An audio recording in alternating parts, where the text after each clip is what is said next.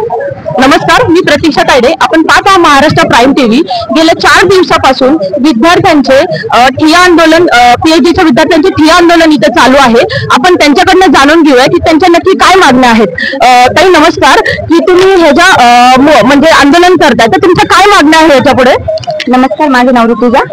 आमच्या मागण्या अशा आहेत की जे सारथी, भारती, महाज्योती, आरती आणि अमृत हे ज्या संस्था आहेत, तर ते त्यांची जाहिरात ही गेल्या 2 वर्षांपासून आलेली नाही. म्हणजे 2023-24 आणि 24-25 यांची जाहिरात प्रसिद्ध झालेली नाही, तर ती तात्काळ प्रसिद्ध करण्यात यावी.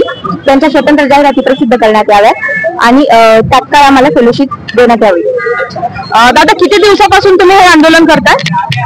मॅडम, आम्ही मागील 4 दिवसापासून या ठिकाणी धरणे आंदोलन करतोय. परंतु मागील 22 दिवसापासून आमचे जे काही विद्यार्थी आहेत ते 22 दिवसापासून सारथीच्या ऑफिसला आंदोलन करत होते. आणि आम्ही सर्वजण महाराष्ट्रातील सर्व विद्यापीठातील पीएचडी संशोधक विद्यार्थी या ठिकाणी सर्वजण मिळून मागील 4 दिवसापासून करतोय. आमची प्रमुख मागण्या याच आहेत की मागील 2 वर्षापासून जे आम्ही काय पाठपुरावा करतोय त्याची शासन कसल्या प्रकारे दखल घेत नाही किंवा कसल्या प्रकारचा त्यांचा रिस्पॉन्स नाहीये. त्यामुळे आम्ही आता या ठिकाणून जोपर्यंत आमच्या पूर्ण मागण्या पूर्ण होत नाहीत तोपर्यंत आम्ही कसल्या प्रकारे या ठिकाणी उठणार नाही आणि हलणार पण नाही.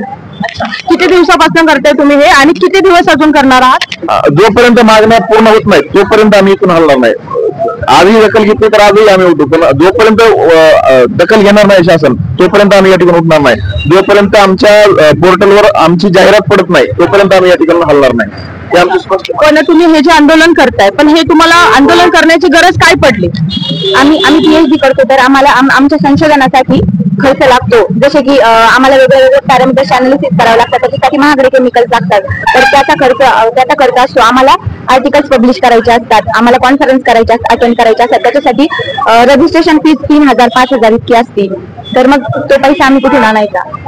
त्यासाठी आम्हाला हे आंदोलन करण्याची गरज पडते. धन्यवाद.